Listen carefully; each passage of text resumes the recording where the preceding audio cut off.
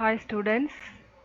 Now we are going to learn biobotany lesson, third lesson, chromosomal basis of inheritance.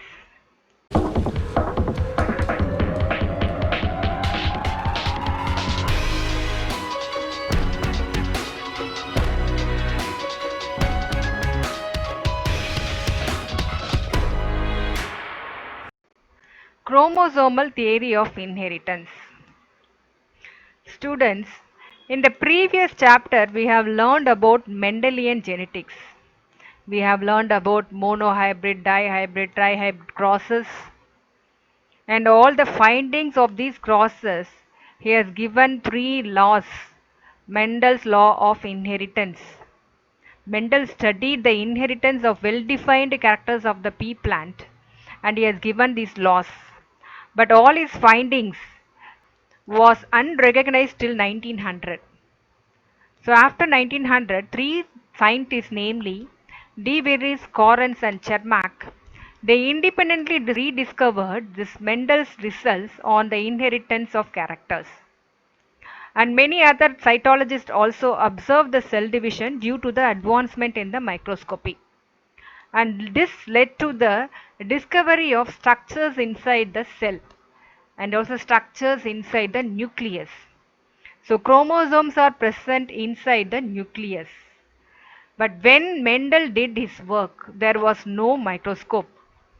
So without that, he was able to give the suggestion which were found to be correct. After the discovery of the microscope, biologists were able to see in the eukaryotic cell worm-shaped structures, and they were formed during that cell division, and they named it as chromosomes. So chromosomes are nothing but they are the colored bodies. When they are stained, the cells are stained, they are visualized as colored bodies in the microscope. So all the organism will possess two complete basic sets of chromosome, and it is said to be diploid. And a chromosome consists of long coiled continuous DNA, and this is the DNA which is inside the chromosome. DNA possesses the gene, and each gene will have a particular position in the chromosome. Gene take a particular position in the chromosome, and that becomes the locus of the gene. So genes are the hereditary units. What Mendel denoted as factors, now they are called as genes, and they have the specific locus or position on the chromosome, and these genes only carry the genetic information from one generation to the next generation. Now let us see the important cytological findings related to the chromosomal theory of inheritance. First one, Wilhelm Rox in 1883, he found that chromosomes are responsible for transferring the heredity. Montgomery found that pairing of chromosomes occurs during meiosis. T. Boveri in 1902 said that the chromosomes contain the genetic determinants, and he is only responsible for developing this chromosomal theory of inheritance.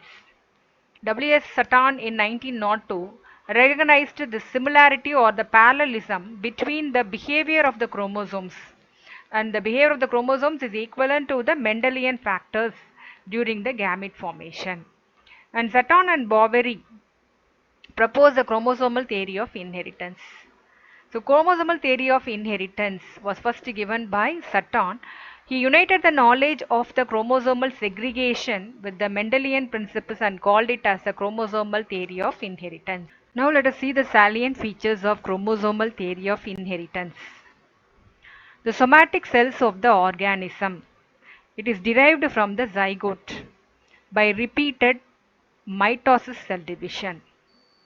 And these cells consist of two identical sets of chromosome, that is 2n, and one set is received from the female parent and another set is received from the male parent, and these two chromosomes only constitute the homologous pair during the meiosis.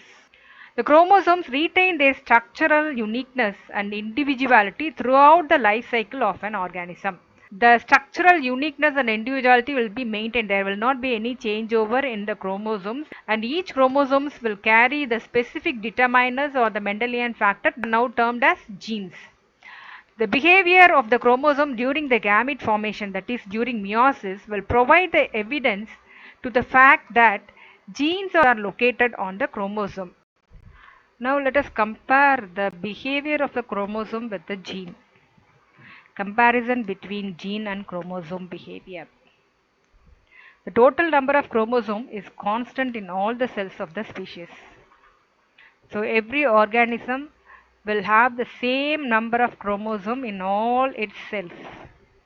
It will not be differing. It will not differ from cell to cell. It will be the same. And the diploid eukaryotic cell has two haploid set of chromosome, and each haploid set is got from each of the parent. And all the somatic cell of an organism carry the same genetic material. The behavior of the chromosome during meiosis not only explains about Mendel's principle, but it also leads to new and different approaches to the study about heredity. The factor that Mendel mentioned were now known as genes, and each of these genes has different forms. They are called as alleles.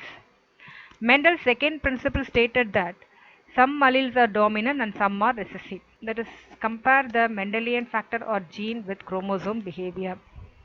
Alleles of a factor occur in pairs. Similarly, chromosomes occur in pairs.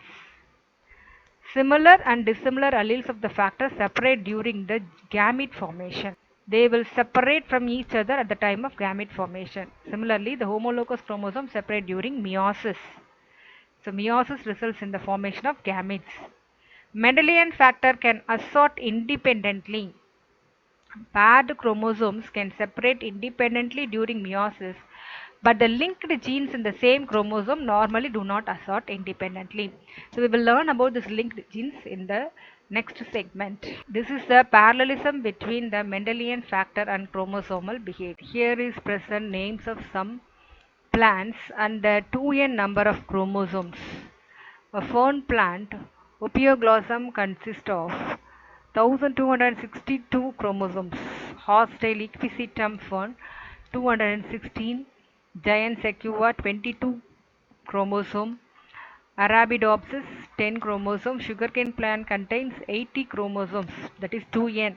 N is 40. Apple 34, rice 24, potato 48, maize 20, onion 16, and Haplopappus gracilis 4.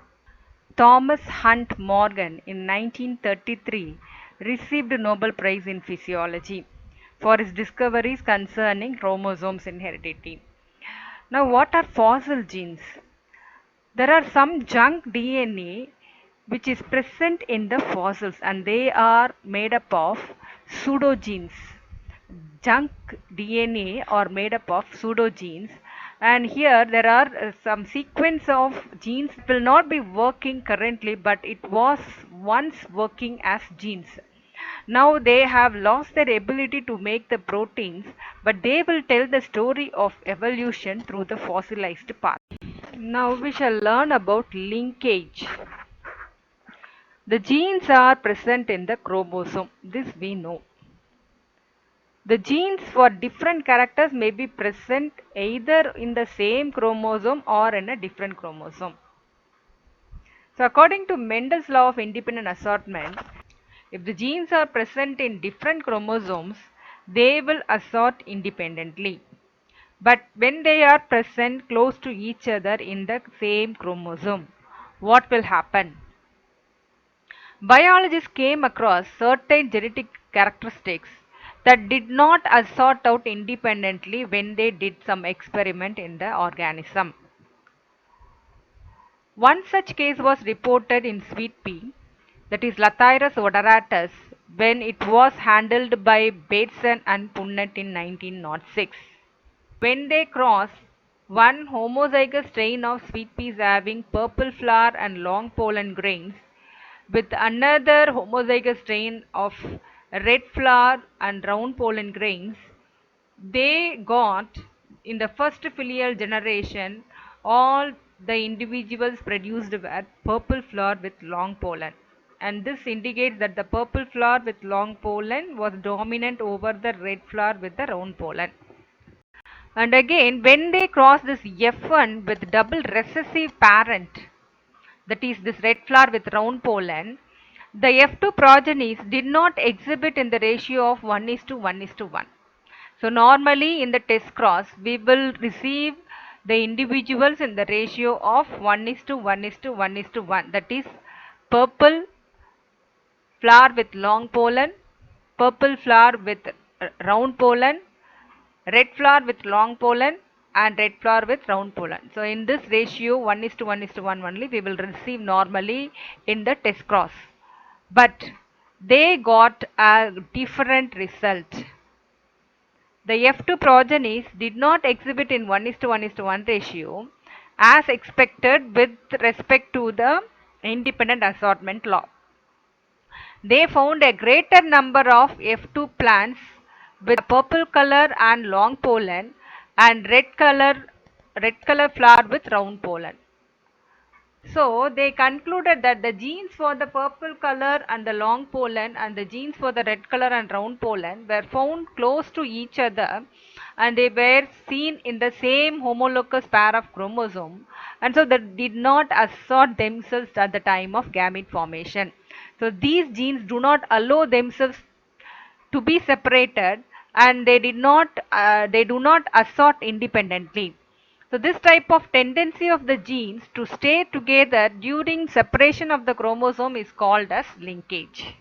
Now let us see the linked genes with the unlinked genes.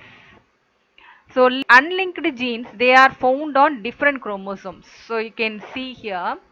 So gene 1 and gene 2, they are linked genes. They are found close to each other in the same chromosome.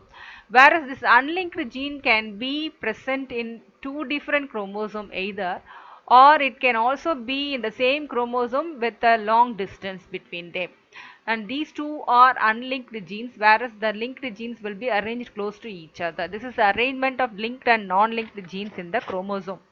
So unlinked genes found on the different chromosome, and they segregate independently of each other at the time of gamete formation. Whereas linked gene found on the same chromosome, they do not segregate independently. They will be inherited together unless there is a chance of having crossing over during meiosis. So they can be separated. Otherwise they will be inherited together. And this becomes an exception to the Mendel's law of independent assortment. With this, they have concluded that the genes which are located close together on the same chromosomes, they are inherited together and they are said to be linked genes. And this condition they named it as synteny. And if the recombination means new combination frequency value is more than 50%, then the two genes must be far from each other and they are unlinked genes. But if the recombination frequency, that means new combination of the characteristic features, this value is less than 50%, then this shows that the genes must be present close to each other in the same chromosome and they are said to be linked genes. So closely located genes show strong linkage, while the genes which are widely far away from each other, they show weak linkages. If the dominant and the recessive alleles are present on the two different but homologous chromosomes, they will inherit apart into different gametes, and this is what is called as repulsion or transconfiguration. So what is transconfiguration? These two are the homologous chromosomes. So the dominant genes, dominant A, capital A and capital B, are present in one of the homologous chromosome, whereas the small a and small b, which are recessive genes, present in the other homologous chromosome. So at the time of gamete formation, they will be inherited apart. The dominant genes will be inherited in one gamete, as well as the recessive genes will be inherited in another gamete. And this kind of keeping apart, inheriting apart, is called as repulsion or transconfiguration. At the same time, the dominant and the recessive alleles which is occurring in the same homologous chromosome. See here, this is A is a capital A which is dominant, and B gene which is small b which is a recessive allele which is present in the same chromosome of the homologous chromosome. They will be inherited together. So when they tend to inherit together in the same gamete, this is called as coupling or the cis configuration. To understand the cis configuration or alleles in coupling, let us see this experiment which was done by them. They have taken the parental generation, two individuals, one with the dominant character of purple flower with long pollen and another one with the recessive characters of red flower with round pollen. And these individuals, the dominant one will have the genes of capital P, capital L, capital P, capital L, whereas the recessive individual will have the genes of small p, small l and small p, small l. And they will be able to produce only single type of gametes. The dominant can produce only capital P, capital L gametes, whereas the recessive individual can produce only small p, small l genes gamete. And when they are crossed to produce the first filial generation in F1 generation, all the offsprings which are produced are heterozygotic dominant with the purple flower and long pollen with the gene configuration of capital P small p and capital L small l. When this F1 generation individual was crossed with the double recessive parent in the test cross, so when it is crossed, the recessive individual will be able to produce only small p small l gamete, whereas this heterozygotic F1 individual will be able to produce all the four types of gametes, that is capital P, capital P small p capital L and small p small l. So when these gametes are fertilized by this recessive individual gamete, then the individuals produced are purple long, purple round, red long and red round in the ratio of 7 is to 1 is to 1 is to 7. That means the purple long and the red round, they were in large number than the other two new recombinant, that is purple round and red long. Actually, the expected ratio of the test cross is 1 is to 1 is to 1. According to the Mendel's independent law of assortment, the expected test cross ratio will be 1 is to 1 is to 1. But they did not get this 1 is to 1 is to 1. Instead, they were able to get only 7 is to 1 is to 1 is to 1.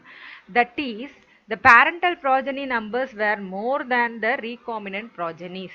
That means new recombination did not occur because the genes which are responsible for producing this color of the flower and the shape of the pollen, they are present very much together on the chromosome. They are closely arranged on the chromosome and they are considered as the linked genes.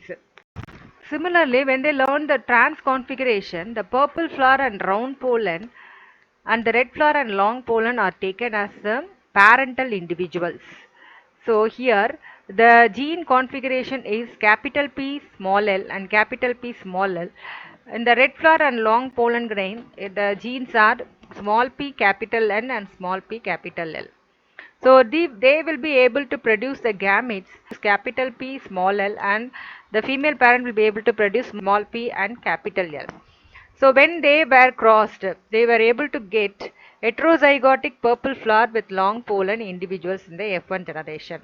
And when these F1 individuals, heterozygotic F1 individuals are crossed with the double recessive parent in a test cross, they were able to get all the progenies in the ratio of 1 is to 7 is to 7 is to 1 instead of the expected test cross ratio 1 is to 1 is to 1 is to 1. So here also the parental progenies or parental features are more in number than the new recombinant individuals. That shows that the genes are linked together and so new recombinants are not produced in large number. Now let's see the types of linkages. T.H. Morgan found two types of linkage.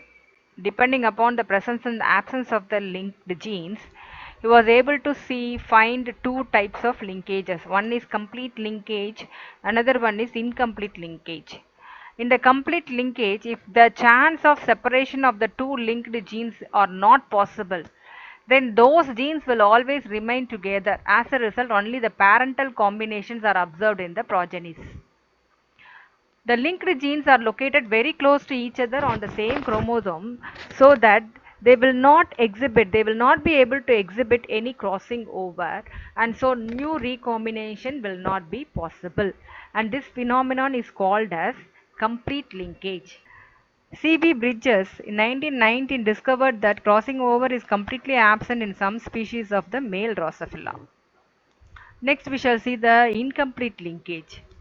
If the two linked genes are sufficiently apart, there are chances of their separation.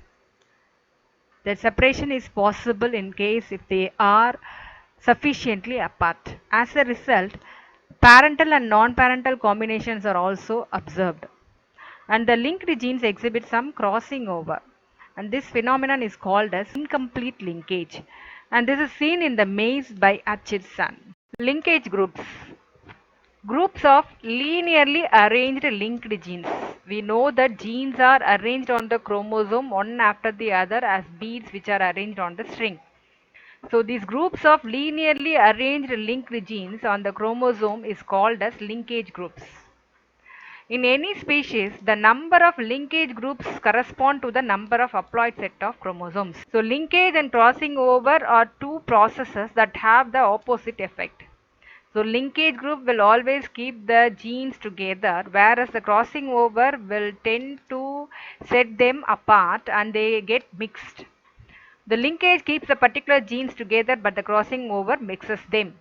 So we can see certain names of the organisms and their linkage group. That means this many number of haploid set of chromosomes are present in this organism. So Drosophila, there are 4 sets of chromosomes and the linkage group is also 4. Same way Mucor 2, sweet pea 7, Neurospora 7 and maize plant 10. Now the differences between the linkage and the crossing over. The genes present on the chromosome stay close to each other in linkage, whereas it leads to the separation of the linked genes. So linkage involves in the same chromosome of the homologous chromosome, whereas it involves the exchange of segments between non-sister chromatids of the homologous chromosome. It reduces the new gene combination. So new gene combination recombinant will not be produced in the linkage, whereas it increases the variability by forming new gene combination and leads to the formation of the new organisms also. Crossing over. Crossing over is a biological process that produces new combination of genes by interchanging the corresponding segments between non-sister chromatids of the homologous pair of chromosome. The term crossing over was coined by Morgan in 1912 and it takes place during the Pachytene stage of prophase 1 of meiosis. Crossing over occurs only in the germinal cells during gametogenesis. So because at that time mitosis will occur in the vegetative or somatic cells, only germinal cells undergo meiosis and it is called the meiotic or the germinal crossing over because it takes place during the meiosis. It has universal occurrence and it has great significance. Rarely crossing over occurs in somatic cells during mitosis and it is called as somatic or mitotic crossing over.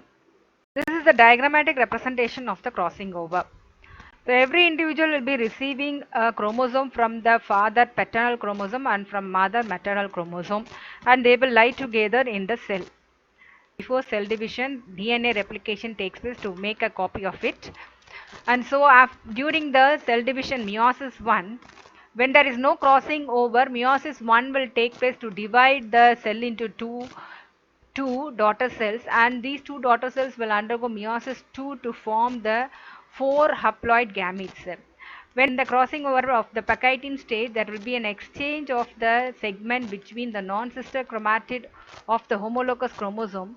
Here you can see the pink color segment is exchanged with the blue color chromosome and so there is exchange of the chromosomal segment that is crossing over after the formation of the chiasmata. So two different daughter cells are formed with new combination and they will divide in the meiosis II to form the four haploid gametes. Mechanism of crossing over.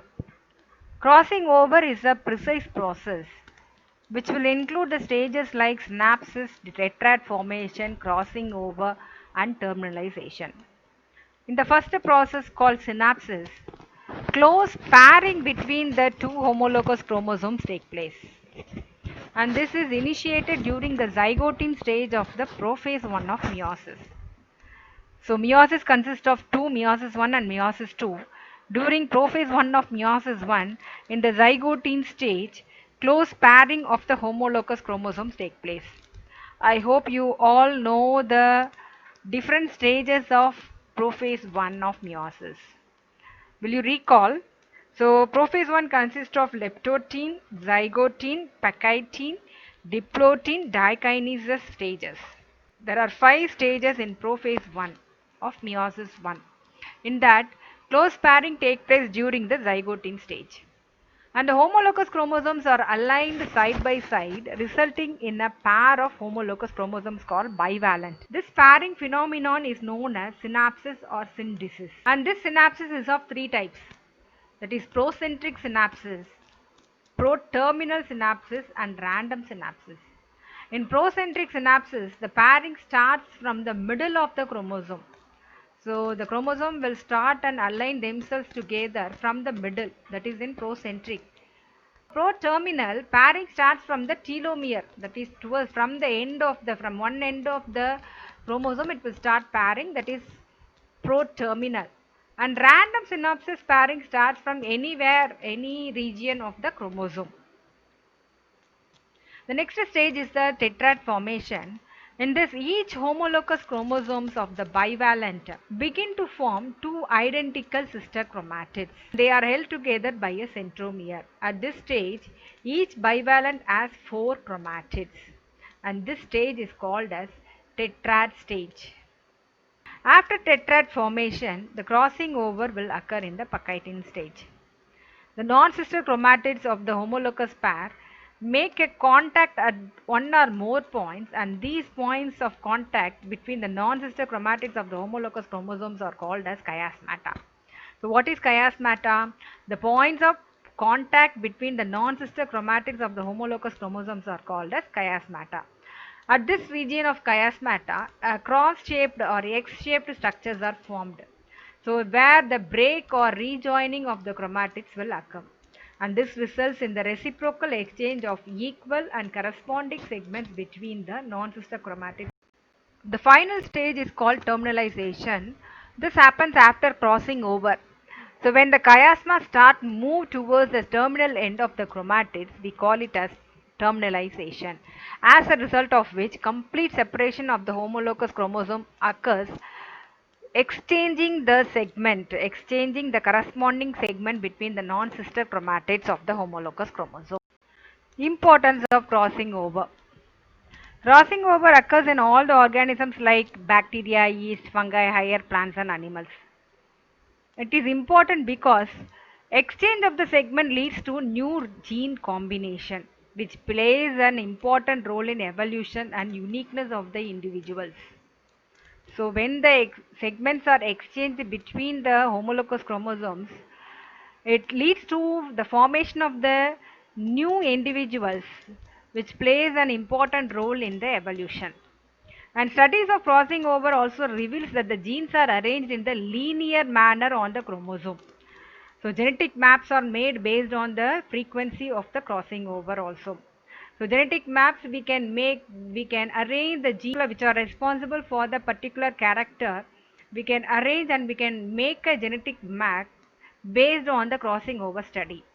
And this crossing over also helps to understand the nature and mechanism of the gene action. If a useful new combination is formed, it can be used in the plant breeding also.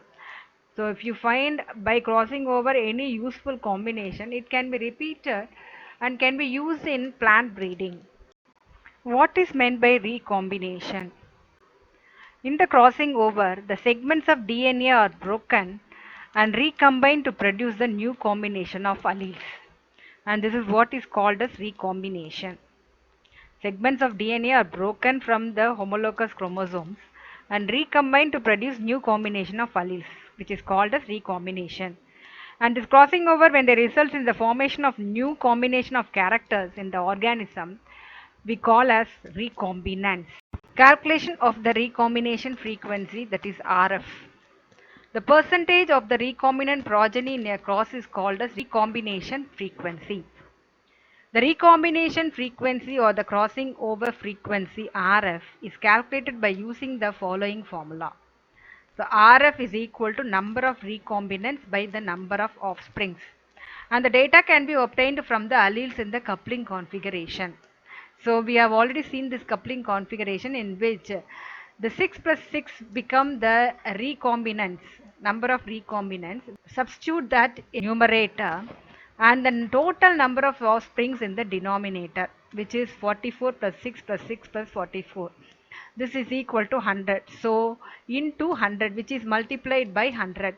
So 12 by 100 into 100, we will get the recombination frequency as 12%. And this is the diagram to understand the recombination frequency. So these two are the homologous chromosomes in which the non-sister chromatid segments are exchanged by the crossing over. This is the crossing over and chiasmata formation.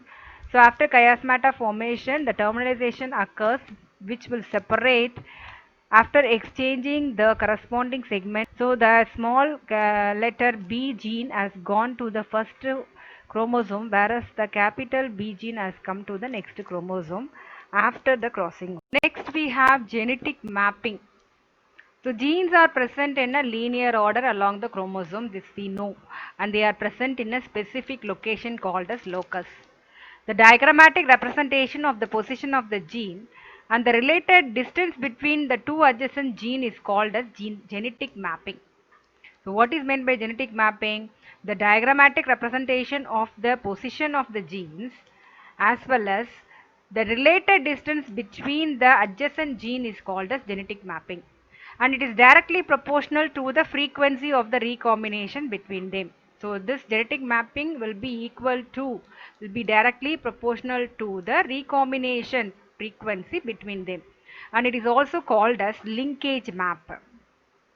The concept of gene mapping was first introduced by a student of Morgan whose name is Alfred H. Sturvant in 1913, and it provides the clues for the location of the genes that lies on the chromosome. So this is the particular segment of the chromosome in which A, B, C, D are the genes. The unit distance in a genetic map is called as map unit, in short MU. And one map unit will be equivalent to 1% of the crossing over. So according to the distance only the crossing over occurs, and so the one map unit will be equivalent to 1% of crossing over. And this one map unit is also called as centimorgan because the person who found was Morgan, and so in honor of T.H. Morgan, the unit of map is also named as centimorgan. So 100 centimorgan will be equal to 1 Morgan. Example, a distance between the genes A and B is estimated about 3.5 centimorgan or 3.5 map unit, and this is equal to 3.5 centimorgan or 3.5 percentage. So 3.5 percentage is nothing but the recombinant frequency. What are the uses of genetic mapping? So genetic mapping is used to determine the gene order, in which order genes are arranged on the chromosome, and to identify the locus of a particular gene, and it also helps to calculate the distance between two particular genes. So they are also useful in predicting the results of dihybrid, trihybrid crosses. And genetic mapping allows the genetist to understand the overall genetic complexity of the organism. Multiple alleles. A given phenotypic trait or a character expression of an individual depend on a single pair of genes. This occupies a specific position which is called as locus on the homologous chromosome. When any of the three or more allelic forms of the gene, so more than a single or two allelic form, if there is three or more allelic form of a gene which occupies the same locus in a homologous chromosome, we call it as multiple alleles. Characteristics of multiple alleles. Multiple alleles occupies the same locus on the homologous chromosome and no crossing over will occur within these alleles of the series. Multiple alleles are responsible for the same character. The wild type alleles of a series exhibit dominant character, whereas the mutant type will influence the dominance, or the intermediate phenotype character will be expressed. When any two of the mutant multiple alleles are crossed, the phenotype expression will always be a mutant type. It cannot be a wild type. So in plants, the multiple alleles have been reported in association with the self-sterility or self-incompatibility. So self-sterility in Nicotiana is an example. Nicotiana is nothing but the tobacco plant. We call in Tamil as Pugailai. Self-sterility, that means the pollen from the plant will be unable to germinate on its own stigma. So self-pollination is not possible and will not be able to bring about fertilization. Yeast in 1925 observed that the multiple alleles in the Nicotiana are responsible for self-incompatibility and self-sterility of the plant. So here in this diagram we can see the self-incompatibility in relation to its genotype in tobacco.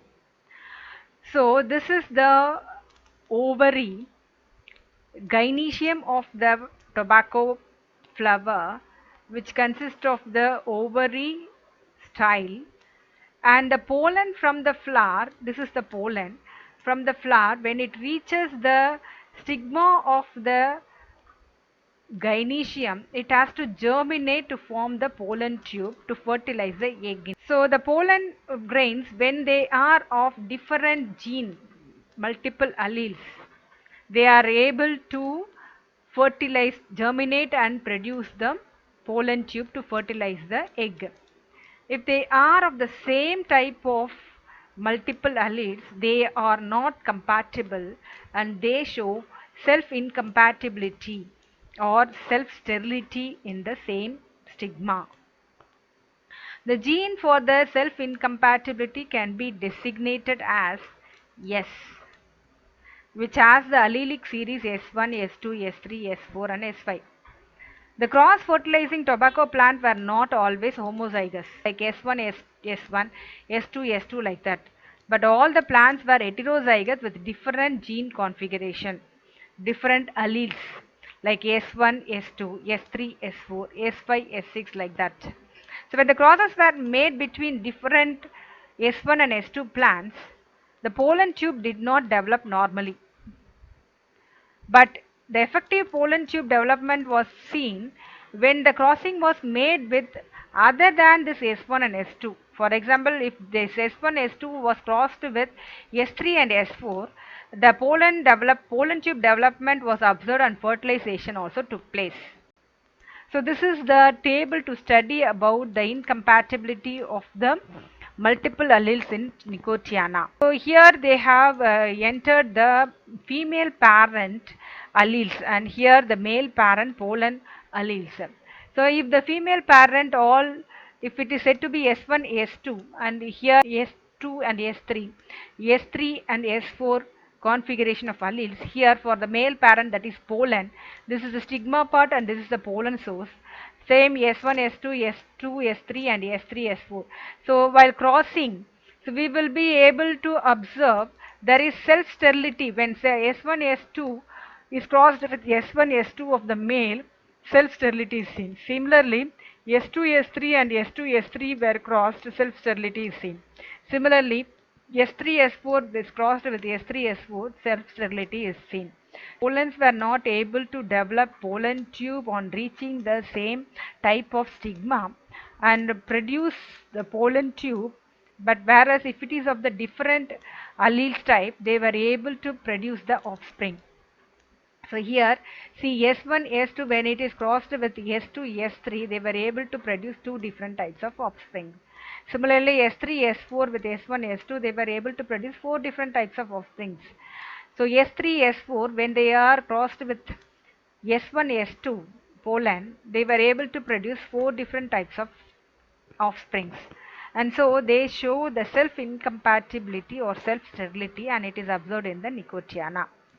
So when the crosses were made between the seed plants means female plants with S1, S2 and pollen grains of S2 and S3, two kinds of pollen tubes were distinguished. So pollen grains carrying S2 were not effective, but the pollen grains carrying S3 was capable of fertilizing.